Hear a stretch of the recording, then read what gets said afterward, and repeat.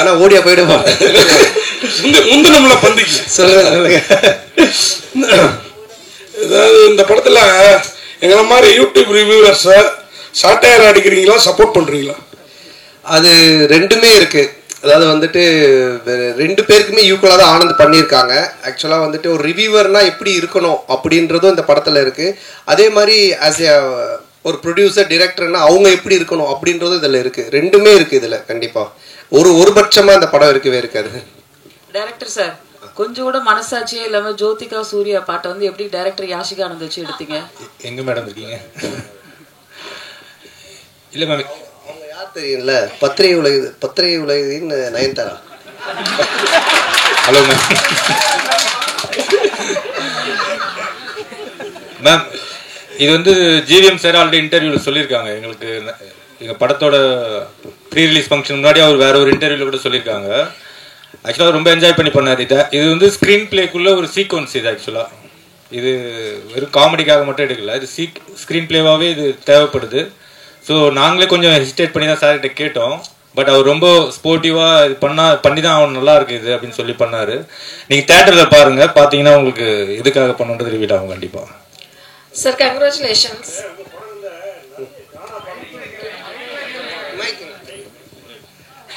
உங்கள் படங்களில் நிறைய கானா பாடல்களுக்கு முக்கியத்துவம் கொடுக்குறீங்க. அதுக்கு என்ன காரணம்? அதுக்கு இந்த ஹீரோக்களில் நீங்கள் ஹீரோவாக ஆகிட்டீங்க.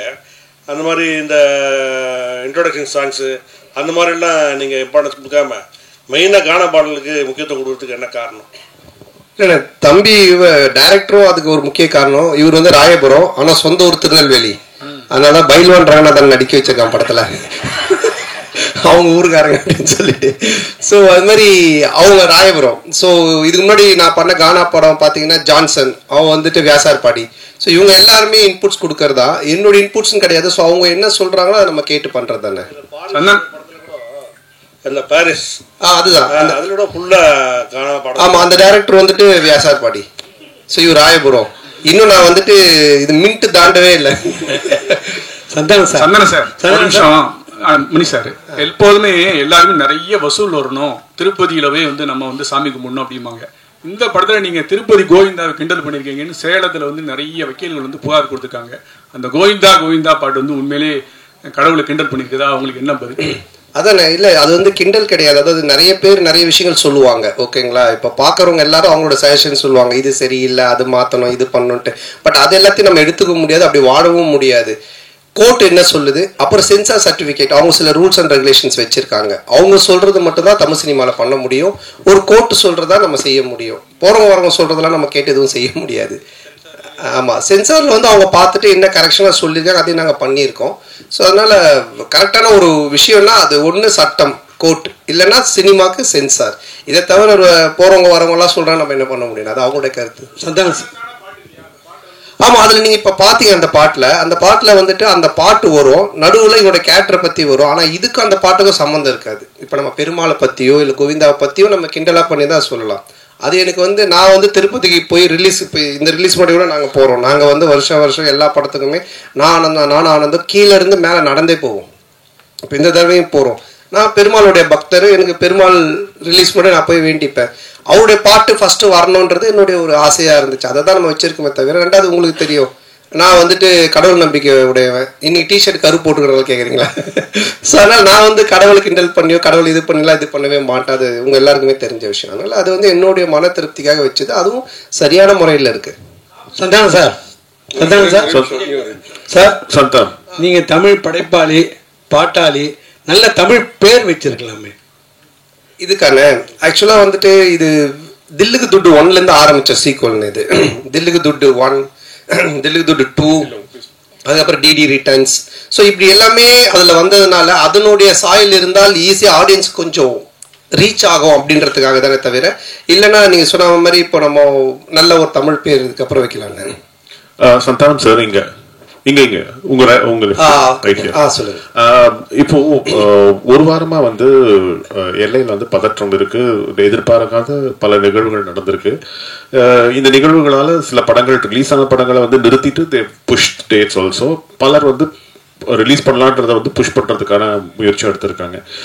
உங்களுக்கு அந்த மாதிரி ஏதாவது அன்சர்டனிட்டிஸ் இருந்ததா? போன வாரம் ஏதாவது மாற்றுதல் பிளான் பண்ணியிருந்தீங்களா? என்ன? ஆமா, நிச்சயமா இருந்துச்சு. அது நான் ப்ரொடியூசர் ஆர்ஐடியும் நான் வந்து டிஸ்கஸ் பண்ணோம். ஆர்யாவும் பேசிட்டு இருந்தாங்க. ஆனால் அதுக்கப்புறம் அது நல்ல முறையில் கடவுள் அவர்களால் சுமூகமாக அது இப்போ முடிஞ்சு ட்ரம்ப் அந்த ஒரு ட்வீட் பண்ணதுக்கு அப்புறமா அவர் சொன்னதுக்கு அப்புறமா இப்போ சால்வ் ஆனதுனால சரி ஓகே அகைன் நம்ம வந்துட்டு ப்ரொசீட் பண்ணலாம் அப்படின்ற ஸ்டெப் தான் எடுத்திருக்கோம். மேபி பதட்டமாக இருக்குது, இன்னும் மோசமாக போயிட்டு இருக்குன்னா நிச்சயமாக நாங்களும் அதை எல்லாமே இது எல்லாத்தையுமே ஸ்டாப் பண்ணலான்னு அவர்கிட்டே சொன்னோம். நிக்கில் முருகன்கிட்டே நாங்கள் என்ன சொன்னோம்னா இல்லை சார் நம்ம ப்ரெஸ் இதெல்லாம் ஸ்டாப் பண்ணிடலாமே இன்னும். அப்புறம் மார்னிங் அந்த ஒரு நியூஸ் பார்த்துட்டு தான் அதுக்கப்புறம் சரி நம்ம ப்ரொசீட் பண்ணலான்னு பண்ணோம். சார் ஒரு நிமிஷம் கார்த்தி ஒரு நிமிஷம். அவங்க கேட்டுட்டு இருக்காங்க, அது பதில் சொல்லி முடியட்டும். அப்புறம் நீங்க கேளுங்க, மைக் வாங்கிட்டு கேளுங்க. கொஞ்சம் வெயிட் பண்ணுங்க கார்த்தி. இல்ல அவங்க கேட்டுட்டு இருக்காங்க. ஒரு நிமிஷம், அவங்க மைக்ல கேளுங்க. உங்களை கேட்க வேணாம்னு சொல்ல. ஒரு நிமிஷம் பாலா, கேட்க வேணாம்னு சொல்லல. அவங்க வந்து வீடியோ ரெக்கார்ட் பண்ணுன்றாங்க. அதுக்குதான் மைக் ஒருத்தர் கொடுத்தது. பந்திக்கு முந்திக்கணும் நீங்க தான் ஃபர்ஸ்ட் மைக் வாங்குனீங்க. இப்ப மைக் அவங்க கேட்க போறாங்க. அவங்க கேட்டு முடிச்சு கேட்க போறாங்க. உங்களுக்கு ஒரு நிமிஷம். அப்ப மைக் கேளுங்க, மைக் வாங்கிட்டு கேளுங்க. அப்ப மைக் வாங்கிட்டு கேளுங்க. நீங்க என்ன கேளுங்க, அவங்களுக்கு கேட்க கூடாது, என்ன கேட்கணும். நீங்க என்ன கேளுங்க, மைக் என்ன கேளுங்க, நான் கொடுக்குறேன் உங்களுக்கு. கேளுங்க. இல்ல கேளுங்க, கேட்க வேணாம்னு சொல்லவே இல்லையே. மைக்க வாங்கிட்டு கேளுங்கன்ற அவ்வளவுதான். 31 வருஷமா உங்களோட சேர்ந்து பத்திரிகையாளனா இருக்கேன். கேள்வி கேட்க நீங்க கத்து தரீங்களா? நான் கத்து கொடுக்கலங்க. கேள்வி கேளுங்க, மைக்க வாங்கிட்டு கேளுங்கன்றோம். சார் கார்த்தி சார் நீங்க வாங்க கேளுங்க. இதுக்கு ரிலேட்டடா நம்மட்ட கேட்டா நான் தான் விடுங்க சொல்லுங்க. அந்த மிலிட்டரி வீரர்களுக்கு நன்றி தெரிவிக்கிற விதமா தான் 2 பேரும் மிலிட்டரி கெட்டப்ல வந்திருக்கீங்களா? அவர் எவ்வளவு காமெடியா ஜாலியா கேட்கிறாரு. இல்ல ஆக்சுவலா வந்து அவர் அந்த படம் அந்த மாதிரி அது என்னன்னு தெரியல எனக்கு, அவர் வச்சிட்டு இருக்காரு. நான் இந்த படத்தோட கண்டினியூஷனுக்காக இந்த மாதிரி கட் பண்ணிருக்கேன். சார் கேமியோ ரோல் யார பண்றீங்களா? இல்ல இப்போதைக்கு அந்த ஐடியா இல்ல. அப்படியே இருந்தாலும் இப்ப சொல்ல மாட்டோம் இல்லைங்களா? இல்ல இந்த படத்துல யாரும் இருக்காங்களா? இந்த படத்துல அதான் அது இப்ப சொல்ல முடியாது. அப்படியே இருந்தாலும் ஏன்னா படத்துல ஒரு சர்ப்ரைஸ் எலிமெண்ட் தானே அது இருக்கும். ஆனா அப்படின்னு எதுவும் இல்ல. அப்படி இருந்தாலும் சொல்ல மாட்டோம். டைரக்டர் சார் இன்னொரு பைக் கொடுங்க. போஸ்டர்ல ஹீரோயினையும் கஸ்தூரி மேடத்தையும் காணோம், என்ன காரணம்? இன்னைக்கு இது நிறைய போஸ்டர் டிசைன்ஸ் பண்ணோம் சார். ஸோ இதுல இன்னைக்கு 15th வந்துடும் சார் கஸ்தூரி மேடம் போஸ்டர். அவருக்கு பிரச்சனை அவருக்கு. டைரக்டர் அண்ட் சந்தானம் சார் இந்த படத்துல வந்து பாத்தீங்கன்னா போற போக்குல நெல்சன் சாரியும் கலாச்சிட்டாரு. அப்படியே காக்கா அந்த இது சீனியும் எடுத்திருக்கீங்க. ஸோ இது ரெண்டுமே ஒத்துக்கிட்டாங்களா? அதே போல இந்த படம் முடிஞ்ச உடனே சந்தானம் சார் இந்த படத்துக்கு ரிவ்யூ பண்ணுவாரா? கண்டிப்பா அவரே படத்துல ரிவ்யூ வருதானே. இது யாரையும் கலாச்சி பண்ணல. இது ஒரு ஃபேண்டசி வேர்ல்டுக்குள்ள ஒரு கிங்ஸ்லியாவே இருக்காரு. ஸோ அதை சொல்றதுக்கு ஒரே ஒரு பாயிண்ட் அவர் டைரக்டர் நெல்சன் தான். ஸோ அதனால தான் அதை மாதிரி ஒரு டைலாக் பண்ணோம். இல்ல அதுலயே சொல்லியிருப்பாரு, டேய் நீ நெல்சன் படத்தை ப்ராடக்டரா, நெல்சன் ஒரே மாதிரி கொண்டு போவாரா, நீ ஏன்டா மாத்திர அப்படின்ற மாதிரி ஒரு இதை போட்டிருப்பாரு. அதனால தான் கேட்டோம். நெல்சன் எதுவும் இது அப்ஜெக்ஷன் தெரிவிக்கலையா? இல்ல இப்ப என்னன்னா ஒரு டைரக்டர்கள் ஒரு ஸ்டைல் இருக்கு ஓகேங்களா. இப்போ வந்துட்டு இவர் படம்னா இந்த மாதிரி இருக்கும் அப்படின்ட்டு. ஸோ ஆனந்த் படம் அப்படின்னாலே நிறைய கொஞ்சம் கிண்டல் அந்த ஒரு சட்டையர் அண்ட் ஸ்பூஃப் இருக்கும். சில படத்தோடைய ரெஃபரன்ஸை வச்சு அவர் கிண்டல் அடிப்பாரு. அப்புறம் சில பேரோட கேரக்டர்ஸ் வச்சு பண்ணுவாரு. ஆனா அது எல்லாமே ஒரு ஃப்ரெண்ட்ஷிப்ல எல்லாரும் தெரிஞ்சவங்க அவங்க கிட்ட எந்த ஒரு பாதிப்பும் வராதுன்னு தெரிகிறது மட்டும்தான் பண்ணுவோம். இல்லைன்னா அது பண்றது கிடையாது சார். இப்போ நாங்க ஜாலியா பேசிப்போம். ஆனா இவர்கிட்ட பேசினா செட் ஆகாதுன்னா அதை நாங்க அவங்களை தொட மாட்டோம் சார். இப்ப நீங்க பார்க்கிங் காசு கோவிந்தா, டிக்கெட் காசு கோவிந்தான்னு சொல்லிட்டு ஒரு விஷயம் சொல்றீங்க. லேட்டஸ்டா ஒரு 2 மாசத்துக்கு முன்னாடி பாத்தீங்கன்னா தேட்டரை விட்டு வெளியே வரும்போது பார்க்கிங் காசு வேஸ்ட், பாப்கார்ன் காசு வேஸ்ட்னு சொல்லிருக்கீங்க. எந்த படத்தை மென்ஷன் பண்ணி சொல்லிருக்கீங்களா? இல்ல எந்த படத்தையும் மென்ஷன் பண்ணல. ஆடியன்ஸ் மக்கள் டெய்லி என்ன பேசுறாங்க, டே டு டே அவங்க என்ன கரண்ட் சிச்சுவேஷன்ல இருக்காங்கன்றதை பார்த்துட்டு அதை எடுத்து நம்ம படத்துல வைக்கிறோம். எப்பவுமே படம் அதுதானே, என்ன நடக்குதோ அதை நம்ம எடுத்து அது சினிமாவா காட்டும் போது நல்ல ரீச் கிடைக்கும். ஆரியா ப்ரொடியூசர் சம்பளம் கரெக்டா கொடுத்துட்டாரா? ஆரியா கிட்ட கேக்குறீங்களா? சந்தானம் சார் சம்பளம் கேட்டது கொடுத்துட்டாரா? நான் கேட்டதை விட அதிகமாவே கொடுத்துட்டாரு. அதாவது வந்துட்டு என்ன சொல்றது, நான் சொன்னேன் இல்லைங்களா, நாட் ஓன்லி இந்த படத்தோடைய சம்பளம்ன்றது இல்லாம என்னுடைய என்ன உனக்கு தேவை, எங்கேயும் போய் டக்குன்னு ஒரு அட்வான்ஸ் எடுத்துட்டு வராங்கன்னு சொல்லிட்டு கை நீட்டாத, எங்கேயும் வாங்காத, நீ வந்து 1 year ஃப்ரீயா வேலை செய்யினாங்க. அதான் நான் சொன்னேன், வீட்டோட இடிச்சாங்க, புது வீடே இப்ப கட்டியிருக்கேன். எல்லாம் காரணம் ஆர்யா பவன் தான் சார். இந்த படத்துல ஆனால் சந்தான இந்த படத்தில் பார்த்தீங்கன்னா கவுண்டமணி சார் தான் ஒரு படங்கள்லாம் பார்த்தீங்கன்னா பேர் வைப்பார். கொயகா கச்ச மூஞ்சி, அனில் மூஞ்சி, அந்த மாதிரிலாம். ஸோ நீங்கள் வந்து நிறைய பேருக்கு இப்போ இந்த படத்துலேயே பார்த்தீங்கன்னா கெளுத்தி, கெண்டை, குறவை மீன் அந்த மாதிரிலாம் வச்சுருக்கீங்க. ஸோ இது எப்படி உங்களுக்கு மாட்டுதா ஜிலேபி மூஞ்சிலாம் வந்து? இல்லையே, நான் இதில் யாருக்கும் பேர் வைக்கலையே. பாட்டு எழுதும் போது அந்த கெளுத்தி என்ன பண்ணுது? அவருடைய பேரே கெளுத்தி தான். ஒரிஜினல் நேமே கெளுத்தி. ஒரிஜினல் பேரே கெளுத்தி தான். எனக்கு கெளுத்தி இல்லை, நாங்க வைக்கல, அவன் ஒரிஜினல் பேரே அதுதான்.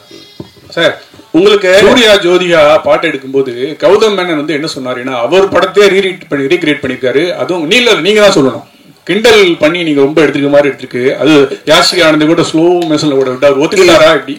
இல்லைண்ணா, இப்போ அதான் நான் சொல்றேன், இப்போ நீங்க பாக்குறது ஒரு ட்ரெய்லர் இந்த டீசர்லாம் என்னன்னா உங்களுக்கு படத்தை பார்க்கக்கூடிய ஒரு ஆர்வத்தை தூண்டுறதுக்காக நாங்க துண்டா கட் பண்ணி வைப்போம்.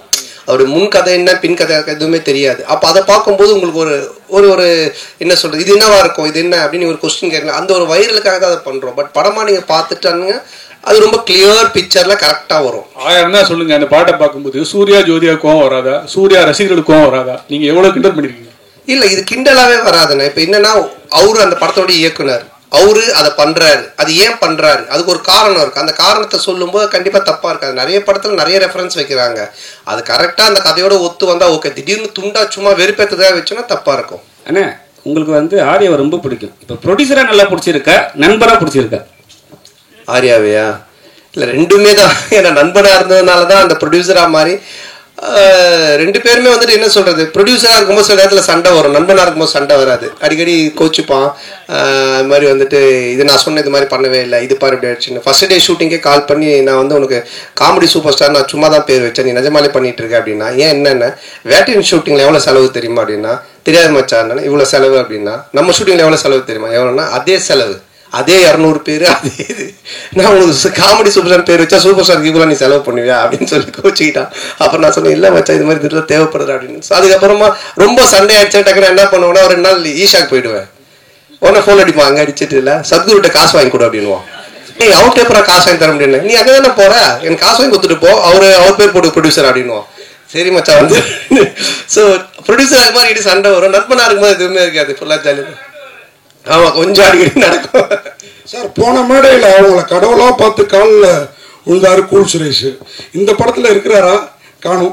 இல்ல, இந்த படத்துல இல்ல. கடவுளை கொஞ்சம் அவருக்கு தரிசனத்தை கொஞ்சம் தள்ளி வச்சிருக்கோம். சார் இங்க சொல்லுங்க. ஒரு பாட்டுல வந்து பாத்தீங்கன்னா படம் போட்டு 1 மணி நேரம் கழிச்சு வர்றாங்க, ஓசி டிக்கெட்ல வராங்கன்னு சொல்றீங்க, அது யார சொல்றீங்க?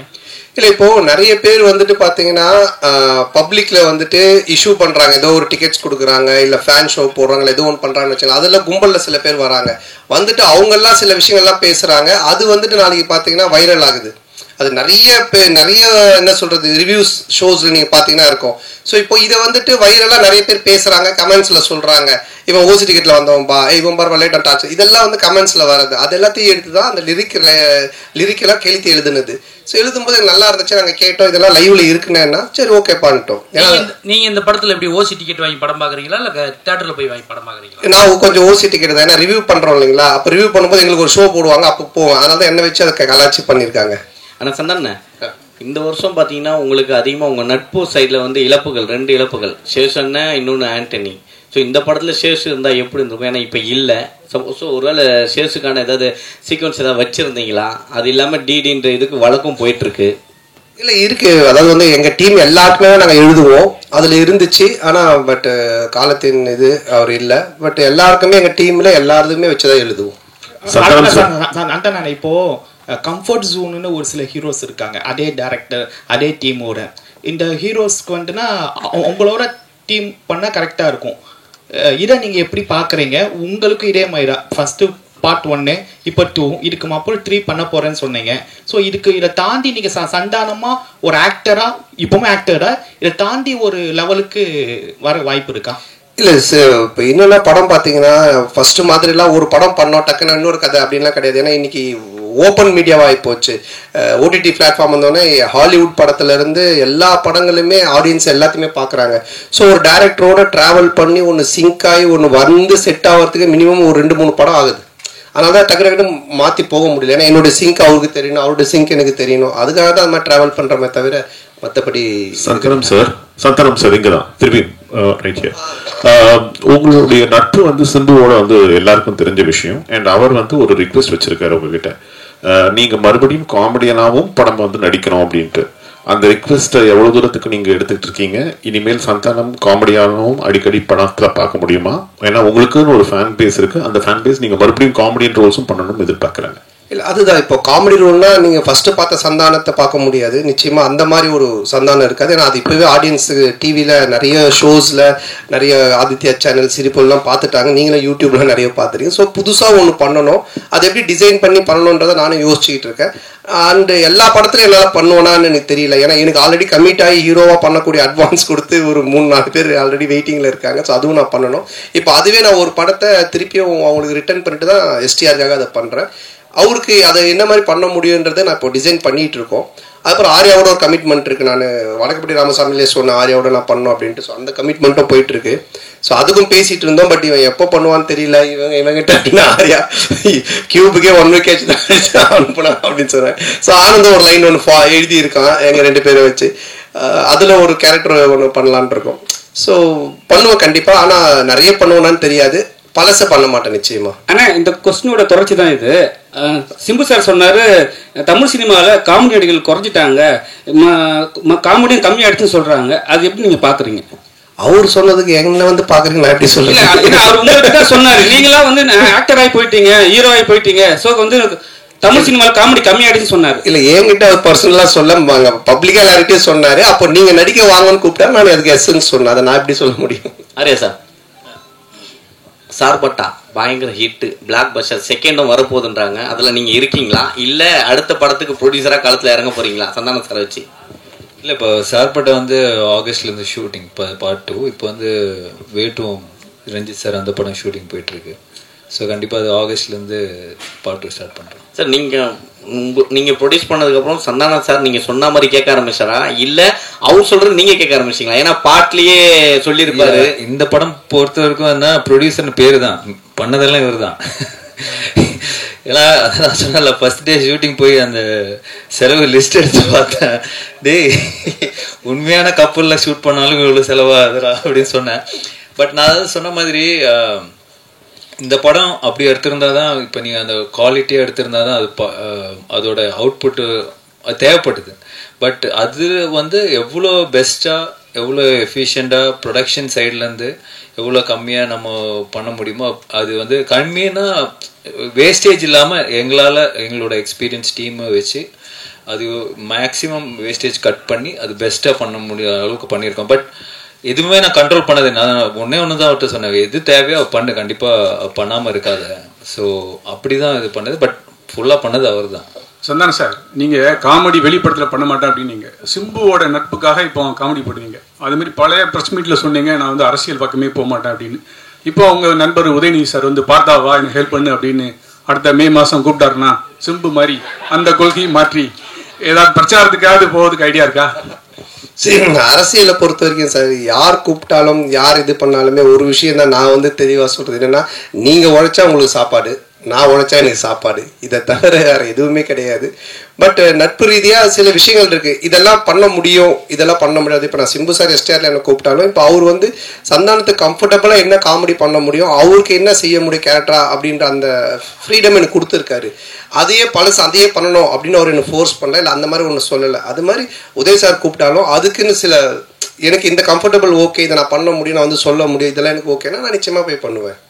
சார் சந்தானம் சார், அடுத்த வாரம் பார்த்தீங்கன்னா நீங்கள் நடித்த படம், சூரி நடித்த படம், யோகி பாபு நடித்த படம், உங்களுக்குள்ளாரே ஒரு போட்டி வந்துடுச்சு.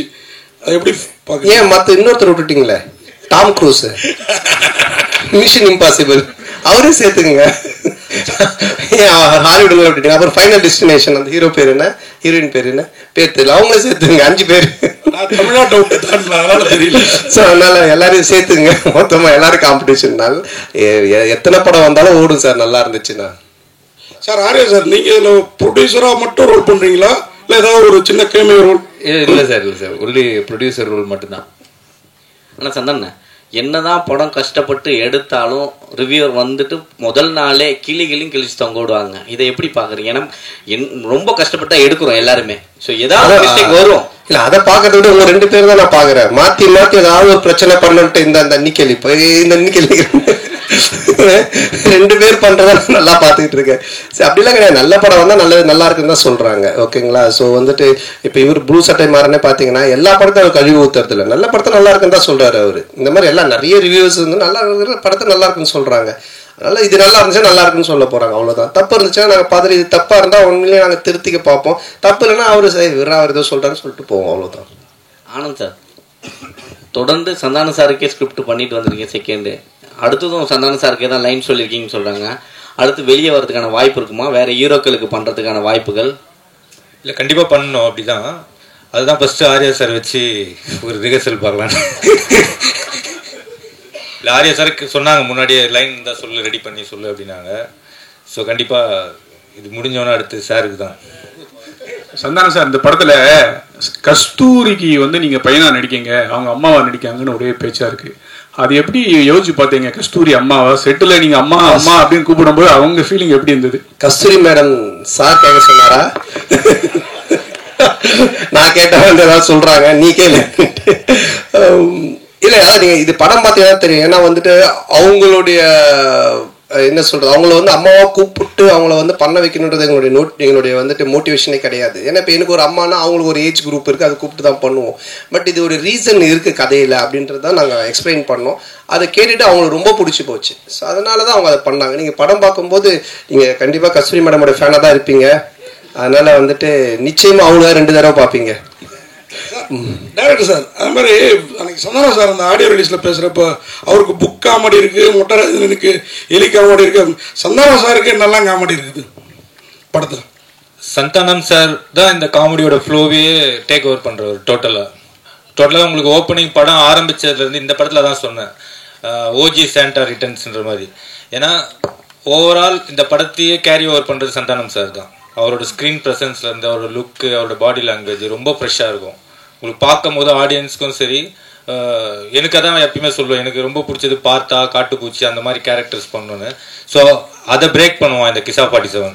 கண்டிப்பாக என்ஜாய் பண்ணுவீங்க சார். சந்தானம் சார், இந்த டிடி பிரச்சனை உங்களை விட்டு போகவே மாட்டுது. இந்த டிடி பிரச்சனைக்கு ஏதாவது தீர்வு இருக்கா? ஏன்னா உங்களுக்குள்ளேயே தான் நடந்துட்டு இருக்குன்னு ஒரு வார் போயிட்டு இருக்கு அப்படின்றாங்க. இல்லை, அது வந்துட்டு என்ன சொல்றது, ஒரு படம் ரிலீஸ் ஆகும்போது இப்போ பல பிரச்சனைகள் வரும்.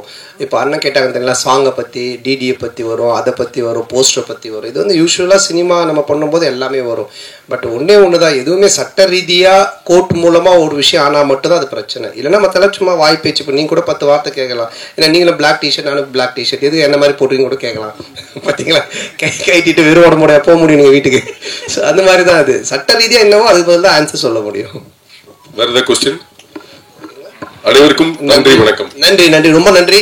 படத்தை வந்து பாருங்க, தொடர்ந்து சப்போர்ட் பண்ணிருக்கீங்க. இந்த படத்தையும் கொஞ்சம் சப்போர்ட் ஆஃப் பண்ணிட்டீங்களா இருக்கா, இதெல்லாம் கொஞ்சம் படத்தை சப்போர்ட் பண்ணுங்க. நன்றி, தேங்க்யூ.